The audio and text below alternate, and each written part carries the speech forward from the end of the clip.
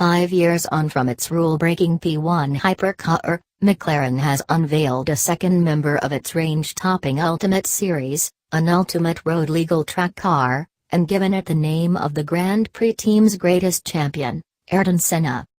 Revealed at an exclusive launch in London last week, the new £750,000, 789 bhp McLaren Senna is the first model from Woking to have styling described by its creators as brutal and unforgiving.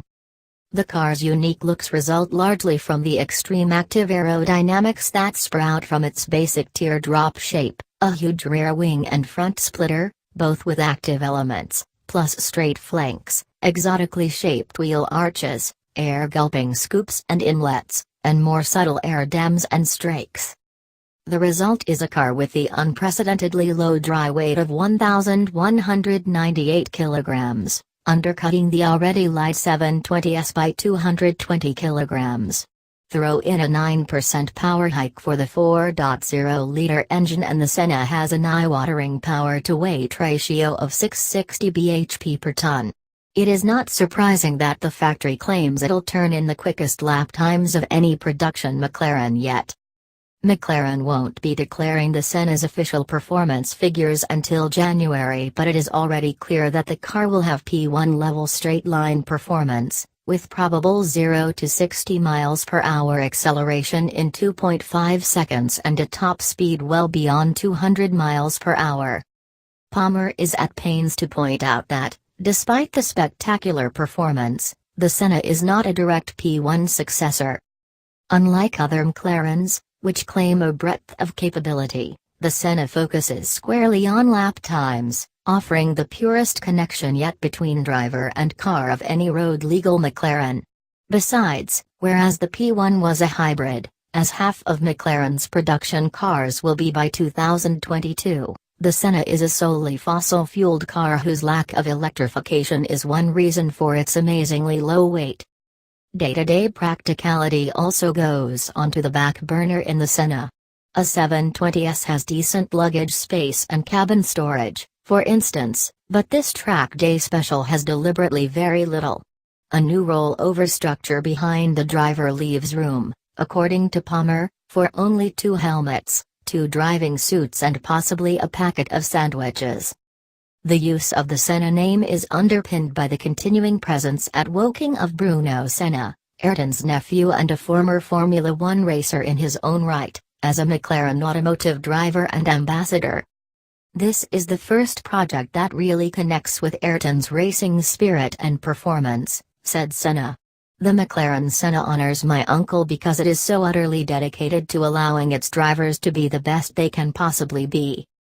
The Senna's core component is a developed version of the 720S's carbon fiber chassis, now called Monocage 3 and claimed to be the strongest chassis yet used in a McLaren road car.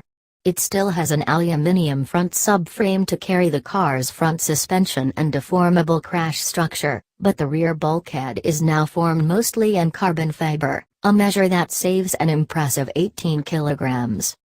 There is weight saving all over the car as a result of fanatical attention to detail, including reductions in weighty equipment of a kind the keenest drivers don't need and improvements in technology, such as a patented new spec carbon fiber recipe that cuts the weight of the Senna's front wing from 2.2 kilograms to just 650 grams, with no significant loss of durability.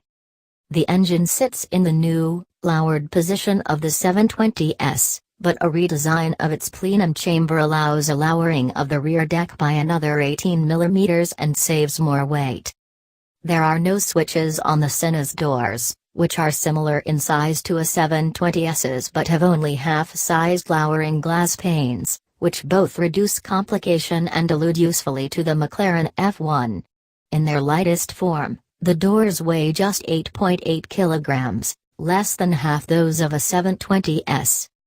Active aerodynamic addenda dominate the Senna, and McLaren engineers claim groundbreaking downforce and stability for their carefully coordinated package.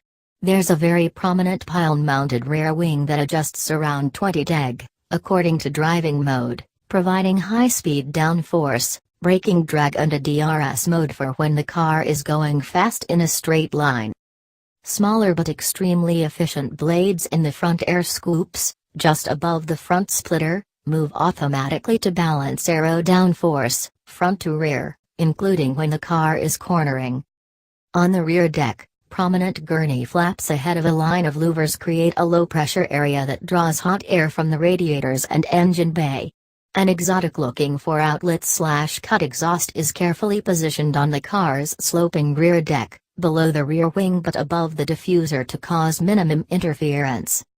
The Senna also has ultralight seats and many ancillary controls are now grouped in a roof console between the occupants. The interior, painstakingly simplified and shorn of excessive weight, is unashamedly designed entirely to suit the driver, who can be fitted precisely to a new car at the factory. For a while, McLaren even considered leaving out the passenger's seat as a weight-saving measure but decided many owners would prefer to drive to the track with a passenger.